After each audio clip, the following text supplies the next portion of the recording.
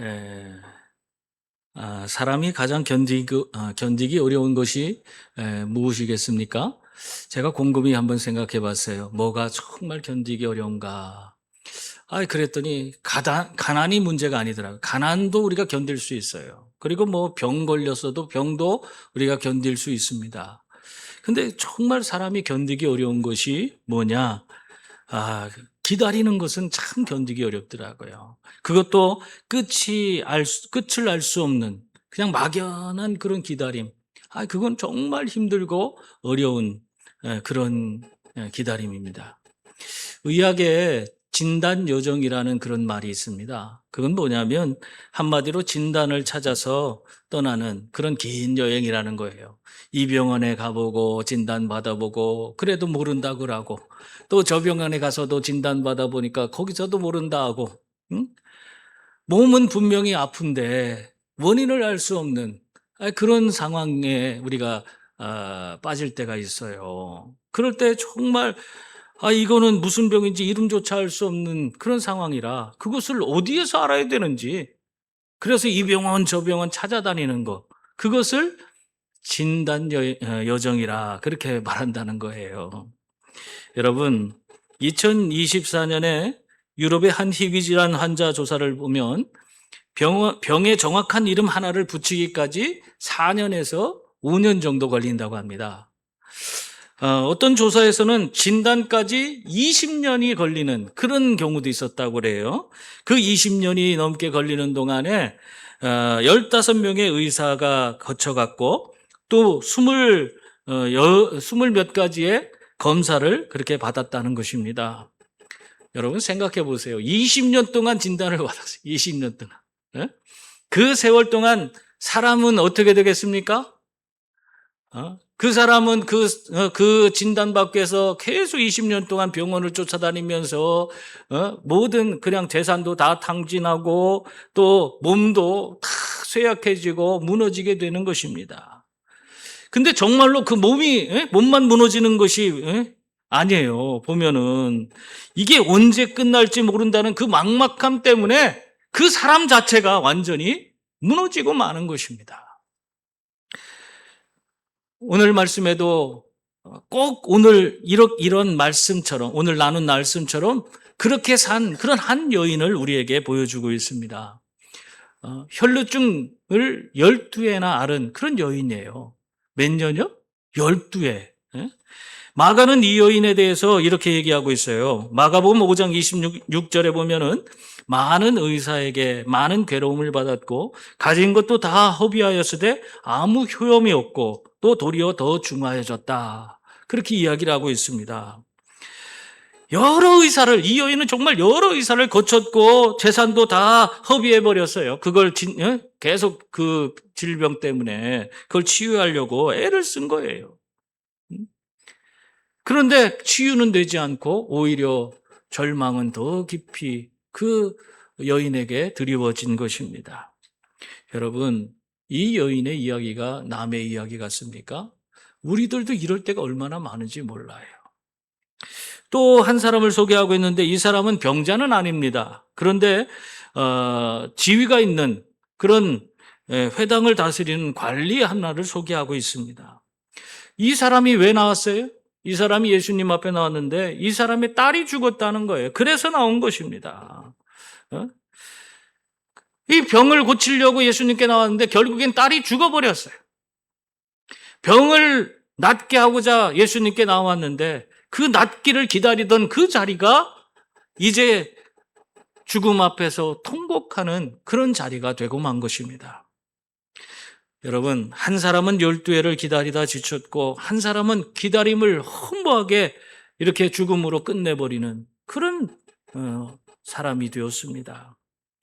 여러분, 이러한 모습들을 보면서 참 남 얘기가 아니다. 우리도 이럴 수가 있지. 그런 생각 들잖아요. 우리는 이 두 사람을 오늘 말씀을 통해서 하나하나 살펴봄으로써 막연하고 지루한 기다림 가운데서 우리가 어떠한 신앙의 태도를 지녀야 하는지 그것을 한번 함께 온전히 깨닫고 또 주님께 더 가까이 나아가는 그런 성도들이 다 될 수 있기를 바랍니다. 먼저 오늘 이 관리를 보면요. 이 관리는 그가 자기의 체면을 다 내려놓을 때에 예수님을 만나고 예수님께 나아가서 은혜를 얻을 수가 있었습니다. 18절 말씀 보세요. 18절 말씀을 보면 예수께서 이 말씀을 하실 때에 한 관리가 와서 절하며 이르되 내 딸이 방금 죽었사오나 오셔서 그 몸에 손을 얹어 주소서. 그러면 살아나겠나이다 하니. 여러분, 이 사람은 관리예요. 마가복음과 누가복음에는 이 사람의 이름도 알려주고 있습니다. 그 이름이 뭐라고 돼 있어요? 야이로라고 하는. 더군다나 이 사람의 직분은 회당장이었습니다. 그런데 마태는 예수님께 나온 이 사람의 그런 이름이나 직분이나 이런 거 하나도 기록하지 않아요.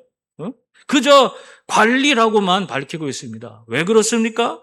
지금 이 사람에게는 자기의 이름이나 직분이 뭐 소용이 있어요? 지금 그냥 한 딸이 아픈 딸을 둔 아버지로서 예수님 앞에 나왔다. 그것을 보여주고 있는 것입니다. 이 관리가 지금 어떻게 합니까? 자기는 높은 지위에 있고 저 다른 사람들을 다스리는 그런 위치에 있음에도 불구하고 무리가 다 보는 앞에서 아픈 딸을 위해서 오늘 예수님 앞에 무릎을 꿇고 절하는 그 모습을 보여주고 있습니다. 여러분, 회당의 관리라고 하는 사람이 나사렛에서 온 저 목수의 아들 그 예수 그리스도에게 무릎을 꿇고 있는 것입니다. 그럼 여러분, 이것이 쉬운 일이겠습니까? 이 회당장에게는 체면이 없습니까? 또 종교적인 그런 위신도 있어요, 이 사람. 근데 그 위신도 다 내려놓고 있는 거예요. 그를 또한 바라보는 수많은 사람들의 눈도 그 앞에 있는데 그럼에도 불구하고 이 사람은 자기의 체면도 종교적인 위신도 다 내려놓고 예수 그리스도 앞에 무릎을 꿇고 있는 것입니다. 왜 그렇습니까? 딸의 죽음 앞에서 자기의 그런 체면이나 위신은 아무것도 아닌 것이기 때문에 그렇습니다. 여러분, 죽음 앞에서 무슨 체면이 있어요? 그게 뭐 죽는데 체면이 뭐가 중요합니까? 내 지금 지위가 뭐 그게 높던 낮던 죽음 앞에서 그것이 뭐가 중요해요? 우리가 평소에 그렇게 붙들고 사는 것들이 있습니다. 그게 뭡니까? 남에게 잘 보이려고 하는 그런 마음. 우리가 얼마나 그런 남에게 잘 보이려고 애를 쓰고 살아가는지 몰라요. 또 아쉬운 소리 참 그거 못하잖아요. 우리 자존심 때문에 그거 못해요. 이렇게 내 체면과 자존심을 우리가 얼마나 붙들고 사는지 몰라요. 신앙생활하면서도 다른 사람에게 내 신앙이 그럴듯하게 보이려고 얼마나 애를 쓰는지 몰라요. 그런데 그 죽음 앞에서는 그러한 모든 것들이 다 벗겨져 버리는 것입니다.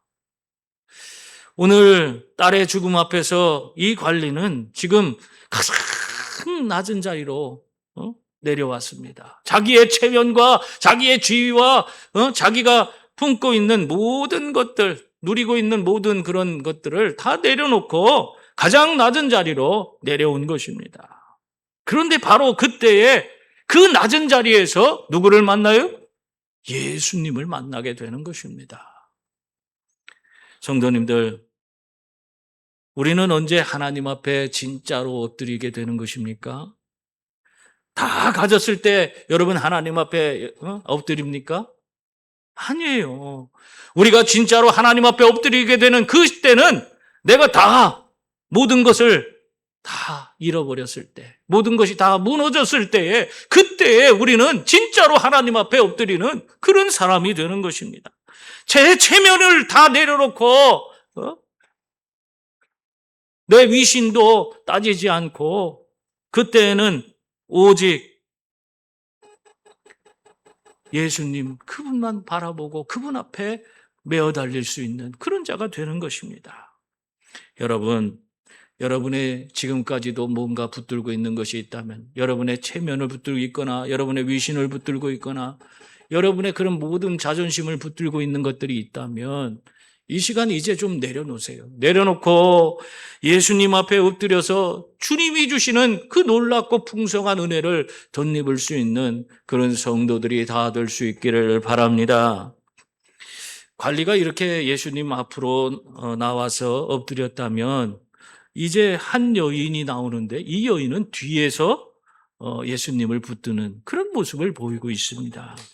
20절에서 21절 말씀 보세요. 거기 보면 12해 동안이나 혈루증으로 앓는 여자가 예수의 뒤로 와서 그 겉옷가를 만지니 이는 제 마음에 그 겉옷만 만져도 구원을 받겠다 함이라, 이렇게 말씀하고 있습니다. 여러분, 아까 그 관리는 앞에서 나왔습니다. 그런데 지금 이 여인은 어때요? 이 12의 혈루증 걸린 여인은 뒤에서부터 예수님께 나오는 겁니다. 왜 뒤에서부터 나옵니까? 그는 자신의 얼굴을 들 수 있는 그런 여인이 아니었기 때문에 그래요. 자기의 이름도 밝힐 수 없는 사람입니다. 이 여인은 부정한 몸을 지니고 있는 그런 사람이었어요. 레위기 15장에 보면 이 유출병이라는 그런 병명이 있어요. 이게 지금 이 여인이 겪는 혈루증이라는 병입니다. 이렇게 혈루증으로 인해서 피를 흘리는 여인은 부정하다, 그렇게 기록하고 있습니다. 그 여인이 앉은 자리도 부정하고 그 여인이 만진 것도 부정하고 그 여인에게 닿는 사람까지도 부정하다고 그렇게 성경은 우리에게 말하고 있는 것입니다. 그러니 이 여인은 12해 동안 정말 아무도 만질 수도 없는 거예요. 성전에 들어갈 수도 없습니다. 또 가정을 이루는 일도 할 수 없고 또 공동체 예배에도 참여할 수 없는 그런 사람이었어요. 여러분, 이러한 삶을 12해 동안 그는 견뎌야 했던 것입니다. 병이 걸린 것이 12해, 그것이 중요한 게 아니에요. 격리된 게 12회였다는 거예요. 모든 사람부터 외면받은 그 외로움을 12회 동안 견디고 있었다는 그 얘기를 하고 있는 것입니다. 여러분, 이 여인의 마음이 어떠했을까요? 정말 이러한 상태에 있는 여인이 예수님 앞으로 나서서 예수님 저를 고쳐주십시오, 그렇게 막 소리치고 예수님께 매달릴 수 있었을까요? 사람들이 알면 이 부정한 여인은 그 사람들에게 돌팔매 맞을 그런 사람이에요. 그렇기 때문에 사람들이 모르게 앞에서 나설 수가 없어요. 사람들이 알면은 너 같은 것이 왜 앞에 와서 부정하게 이렇게 길을 가로막느냐 하면서 자기를 가차없이 밀어낼 것이에요. 그래서 이 여인은 뒤로 몰래 와서 그 예수님의 겉옷만 만져도 내 병이 치유되리라. 내가 예수님의 저 옷술만 손에 닿아도 내 병이 나으리라 한 그 믿음을 가지고, 조심스러운 믿음을 가지고 나왔던 것입니다. 소리도 못 내고 얼굴도 못 들고 그 떨리는 그런 심정으로 손 하나 뻗는 그런 모습을 오늘 보이고 있는 것입니다. 일제강점기 전라남도 여수에 애양원이라는 곳이 있습니다. 이곳은 한센병, 그러니까 우리가 옛날에는 나병이라고 했죠. 이 나병 환자들을 세상에서 완전히 격리해서 수용하던 그런 시설이 바로 이 애양원이었습니다. 그 시절 이 나병은 정말 이 나병에 걸리면은 하늘이 내린 벌이다, 그렇게 사람들이 그렇게 말을 했어요. 그렇기 때문에 가족들에게도 쫓겨나고 또 마을에서도 쫓겨나고 아무도 그에게 손대려 하지 않았습니다. 이 나병 환자가 되면은 그 이름도 쓸모없어요. 이름도 집도 미래도 완전히 다 빼앗겨 버리는 그런 사람이 된 것입니다. 오늘 혈루증 앓는 이 여인과 같은 모습이에요. 그런데 이 손양원 목사님이요, 그곳을 자원해서 애양원 교회로 걸어 들어갔습니다. 아무도 가려 하지 않는 그런 곳이었지만 그곳에 들어간 거예요. 사람들은 다 부정한 것이 옮을까봐 다들 피하는 그런 자리에 오히려 도리어 더 가까이 나아가는 그런 모습을 보여준 것입니다. 그리고 그곳에 가서 그 버림받은 사람들의 목자가 되어주셨습니다. 이 손양원 목사님은 그들과 함께 예배하고 그들과 함께 지내고 그들의 친구가 되어 주었어요. 세상이 사람 취급도 하지 않던 그 사람들을 자신의 양이로 그렇게 받아들여서 그들을 돌보는 그런 목자가 되어 주신 것입니다.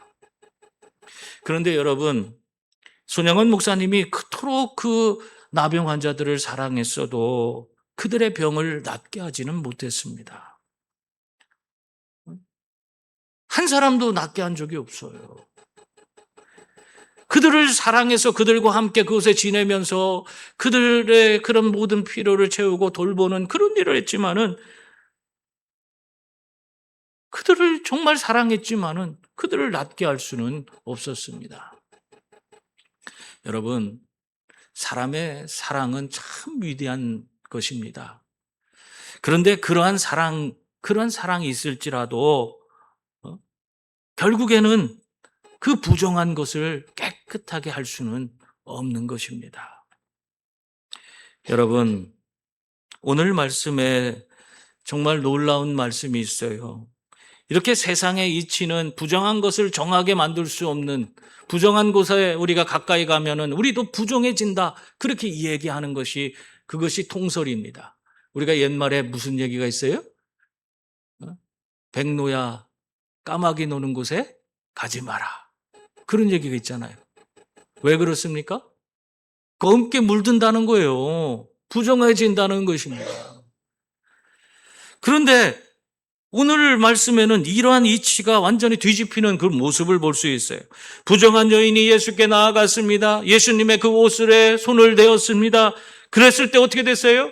예수님께서 부정해진 것이 아닙니다.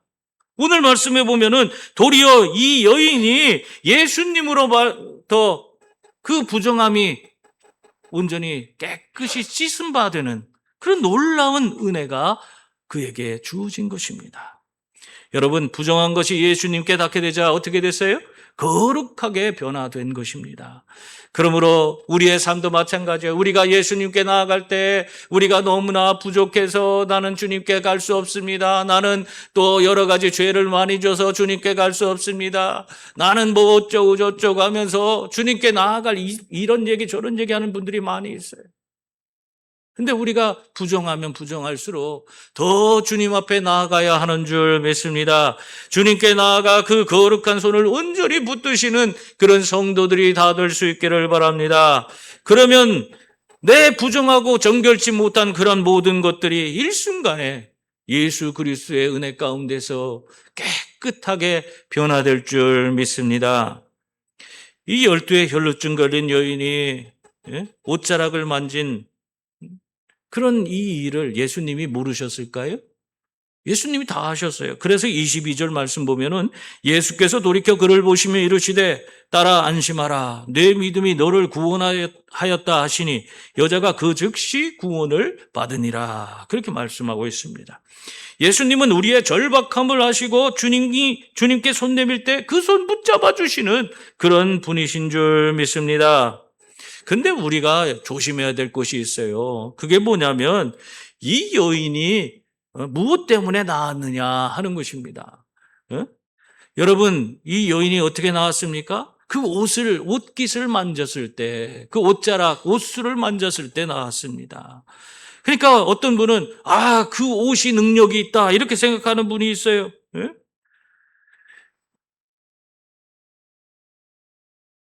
그 옷이 능력이 있는 것입니까? 예수님은 그렇게 얘기하지 않아요. 예수님은 내가 내 옷을 만져서 너는 거룩하게 되었다, 이렇게 말씀하지 않습니다. 오히려 이 여인에게 내 믿음이 너를 구원하였다, 그렇게 말씀하고 있습니다.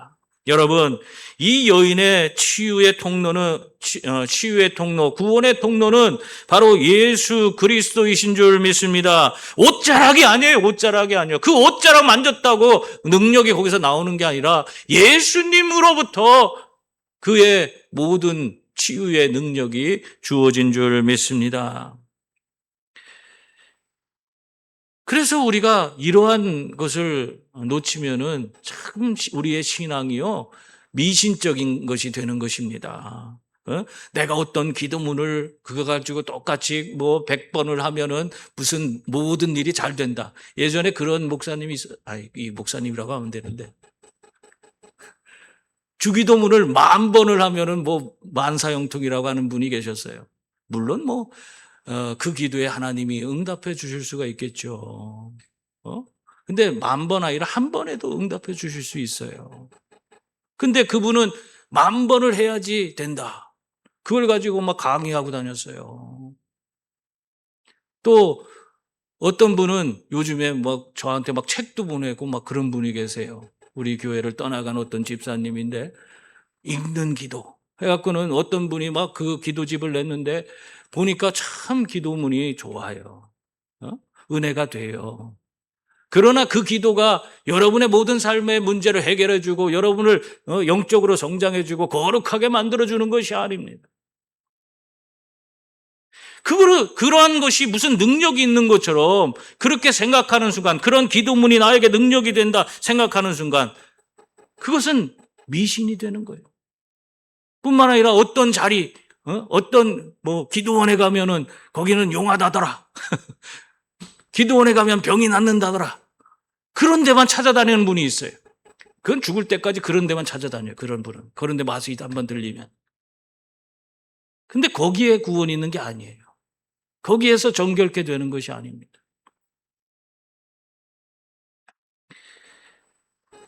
그건 다 미신적인 거예요. 이 여인이 믿은 것은 그런 것이 아닙니다. 이 여인이 뭘 믿었어요? 옷을 믿은 것이 아니라 그 옷을 입으신 예수 그리스도를 믿은 줄 믿습니다. 마가 누가복음에서도 이 여인을 살린 것은 옷자락의 마력이 아니라 예수 그리스도라고 강조하고 있습니다. 예수님께서 우리를 치료하시고 우리를 구원해 주시는 그러한 생명의 주인 줄 믿습니다. 여러분, 부정한 것이 정한 것을 더럽히는 것, 이것이 세상의 이치입니다. 그런데 예수 그리스도에게 닿았던 이 부정함은 그것이 세상의 이치와는 정반대로 흘러가는 걸 볼 수 있습니다. 여인이 예수를 더럽힌 것이 아니라 도리어 예수 그리스도에게서 여인에게로 정결과 생명이 흘러 들어간 것입니다. 여러분, 예수님은 부정한 것을 삼키고 생명을 내어주시는 그런 우리의 주님이신 줄 믿습니다. 이 예수님을 붙들어야 돼요. 이런 일이 있은 후에 예수님은 관리의 집에 들어가셨습니다. 23절, 24절 말씀이에요. 우리 한번 같이 읽어볼까요? 예수께서 그 관리의 집에 가사 피리 부는 자들과 떠드는 무리를 보시고 이르시되 물러가라. 이 소녀가 죽은 것이 아니라 잔다 하시니 그들이 비웃더라. 아멘. 이미 관리의 집에는요, 지금 무슨 곡소리가 넘쳐나고 있는 거예요. 피리 불고 막 사람들이 와서 곡을 하고 있는 것입니다. 여러분, 이 당시에 유대인들은요, 장례를 치를 때 곡하는 사람들을 돈 주고 샀어요. 그래서 그 곡소리가 크면 클수록 더 장례를 잘 치르는 것이 되는 거예요. 그래서 돈을 주고 많은 사람들을 불러다가 함께 곡을 하도록 그렇게 만들었습니다. 이런 곡소리가 이미 나기 시작했어요. 그 소녀가 죽은 그 집에 들어갔더니 이미 죽었기 때문에 이런 곡하는 자들을 불러서 피리를 물고 그 옆에서 곡을 하도록 그렇게 만들었던 것입니다. 그러므로 여러분, 이 얘기를 가지고 소녀가 죽었겠냐? 안 죽었는데 예수님이 기절한 아이를 깨운 것이다. 잠시 그 아이가 정신이 나갔는데 예수님 가서 그냥 일으켜내신 것이다. 이런 얘기를 헷갈리게 그런 얘기를 하는 사람들이 있어요. 좀 배웠다 하는 사람들이 그런 얘기를 해요. 근데 오늘 말씀을 보면은 이미 그 집에는 소녀가 죽었기 때문에 곡하는 자들을 불러서 지금 곡을 하고 있는 그런 상황이었다는 거, 그걸 분명하게 보여주고 있는 거예요. 이 소녀가 기절한 것이 아니고 정신을 잃은 것도 아니라는 것입니다. 진짜로 죽었다는 것입니다. 온 집이 그것을 알고 지금 통곡하고 있는 것입니다. 그런데 그러한 상황 가운데 있는데 예수님 오셔서 뭐라고 하셨어요? 이 소녀가 죽은 것이 아니라 잔다. 그 얘기를 하니까 다 죽었는데, 다 알고 있는데 뭘 자? 그러니까 거기 모였던 사람들이 이 예수님의 이야기를 듣고 어떻게 생각합니까? 죽은 아이를 눈앞에 두고 잔다고 그렇게 얘기하니까 예수님을 비웃더라. 오늘 말씀 보면 예수님 비웃어요. 죽었는데 뭘 자냐? 저 사람 이상한 사람이네? 하면서 비웃었다는 것입니다. 그런데도 예수님은 이 소녀의 죽음을 깨우며 일어날 잠이라고 그렇게 말씀하고 있는 것입니다. 여러분, 죽음을 잠이라고 말씀할 수 있는 그런 사람이 세상에 있을까요? 여러분, 사람에게는 죽음이라는 것은 끝입니다. 더 이상 그 이후에 뭐가 그 사람에게는 존재하지 않는 거예요. 그냥 그것으로 끝이에요. 막막한 벽과 같은 것입니다. 이 죽음을 잠이라고 부를 수 있는 분은 단 한 분밖에 없어요. 이 죽음의 주인 되시는 분이 그것을 잠이라고 얘기하면 잠이 되는 것입니다. 여러분, 자는 사람을 깨울 수 있는 사람만이 또한 죽음을 잠이라고 이야기할 수 있는 것입니다. 깨울 능력이 없으면 그건 죽음이지 잠이 될 수가 없는 것입니다. 그렇지 않아요? 깨우실 수 있기 때문에 잠이라고 얘기하는 거예요. 그래서 25절 말씀 보세요.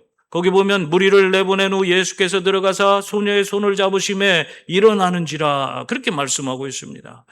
예수님이 방에 들어가셔서 죽은 소녀의 손을 잡으시자 그러자 그 소녀가 죽음 가운데서 깨어서 일어났습니다. 이렇게 죽음 가운데에서 일으켜 세울 수 있는, 깨울 수 있는 분이기 때문에 죽음을 잠이라고 예수님은 이야기하실 수 있는 것입니다. 그런데 이러한 행동도요, 참 사실은 그 당시의 풍습에 의하면 죽은 자를 만지는 거는 이거는 있을 수 없는 일이에요. 엄청나게 부정한 일입니다. 민수기 19장에 보면 시체를 만지는 그런 사람은 하루 종일 부정하다고 그렇게 얘기를 하고 있어요. 그래서 정결 예식을 거쳐야지, 그래야지 자기 집에 가고 같이 사람들하고 활동을 할 수 있는 겁니다. 그런데도 예수님은 이 죽은 소녀의 손을 붙들었어요. 그러자 어떻게 됐습니까? 예수님이 같이 부정해진 것이 아니라 이 부정해진 그 죽음 가운데 있었던 그 소녀가 다시 살아난 것입니다. 이 말도 지금까지의 세상적인 이치하고 전혀 다른 거죠. 죽음이 예수께 옮은 것이 아니라 생명이 예수님으로부터 소녀에게 흘러 들어간 것입니다. 여러분, 이 소녀가 일어나는 이 놀라운 사건은 장차 있을 부활에 대한 그런 미리 보기를 우리에게 보여주신 것입니다. 예수님이 죽음을 잠이라 부르시고 손을 잡아 깨우신 이 장면, 이런 놀라운 것이 바로 우리가 앞으로 누리게 될 일이다. 그 말씀을 하고 있는 거예요. 여러분, 이 장면으로 말미암아 이 우리 기독교에서는 이 초대교회 성도들 특히 죽은 이를 묻는 곳을 이것을 잠자는 방이라, 무덤이라 하지 않고 잠자는 방이라 이렇게 불렀다고 합니다. 그것은 왜 그러냐? 예수님이 이 소녀를 두고 죽은 것이 아니라 잔다 그렇게 말씀하시고 또 죽은 나사로를 바라보시면서 그에게 이 나사로가 잠들었도다 그렇게 말씀하셨기 때문입니다. 그래서 초대교회 성도들은 성도들의 죽음을 잔다고 그렇게 표현하고 있는 것입니다. 그래서 자기들이 죽은 그런 사람들의 그 무덤에 그 비석을 세울 때에 비석에다가 여기에 잠들다, 평안히 잠들다 이런 용어를 사용하는 것입니다. 오늘날에도 우리 그런 비석을 세운 그런 무덤을 우리가 간혹 가다 보면 볼 수 있어요. 오늘도 우리 예수 믿는 사람들이 죽었을 때 그것을 죽었다 그러지 않잖아요. 여기에 잠들다 이렇게 해갖고 무덤에 비석을 세우는 거, 그거 지금도 흔한 일 아닙니까? 여러분, 이 잠들다는 표현이 이게 정말 놀라운 표현이에요. 죽은 자가 잠들었다는 이 표현은 이 표현 속에서 부활의 소망이 통째로 담겨져 있는 것입니다. 왜? 잠들었기 때문에 다시 일어난다. 예수님께서 다시 우리를 깨우실 것이다. 그 소망이 거기에 완전히 담겨져 있는 것이에요. 사랑하는 성도님들, 오늘 말씀에는 두 사람이 나왔습니다. 앞에서 엎드린 그런 아버지와 뒤에서 손 뻗은 그런 여인이 나오고 있습니다. 한 사람은 죽은 딸을 안고 또 한 사람은 12의 부정한 몸을 안고 이 두 절망 가운데서 같은 한 자리로 나왔습니다. 이 두 절망이 만나는 그 자리가 어디입니까? 바로 예수 그리스도예요. 예수 그리스도를 만났을 때 그 모든 부정함이 사라지고 그들의 삶이 죽음에서 완전히 부활의 삶으로 변화된 것입니다. 이 관리가 또 이 여인이 무슨 능력이 있어서 예수님께 나아가서 이런 놀라운 은혜를 받은 게 아닙니다. 예수님께 나온 것이 무슨 자격이 있어서 나온 것도 아닙니다. 그저 예수님 앞에 긍휼을 구하면서 자신을 맡긴 것입니다. 오늘 또한 이 관리의 그 딸은 어떻습니까? 그 딸이 무슨 대단한 공로를 세워서 죽음 가운데서 소녀가 일어난 것입니까? 그렇지 않아요. 아무런 공로가 없지만은 예수 그리스도를 만나는 순간 그 삶이 변화되고 죽음을 이기고 새로운 부활의 생명으로 거듭나게 되는 것입니다. 여러분, 그러므로 여러분도 주님 앞에 온전히 기쁨으로 나아가서 주님의 손을 꼭 붙드시는 그런 성도들이 다 될 수 있기를 바랍니다. 죄와 허물로 이미 죽었던 우리를 예수님께서는 지금도 우리를 그 은혜 가운데서 다시 살리시고 손을 잡아 일으켜 주실 줄 믿습니다. 기도하겠습니다. 은혜로우신 하나님,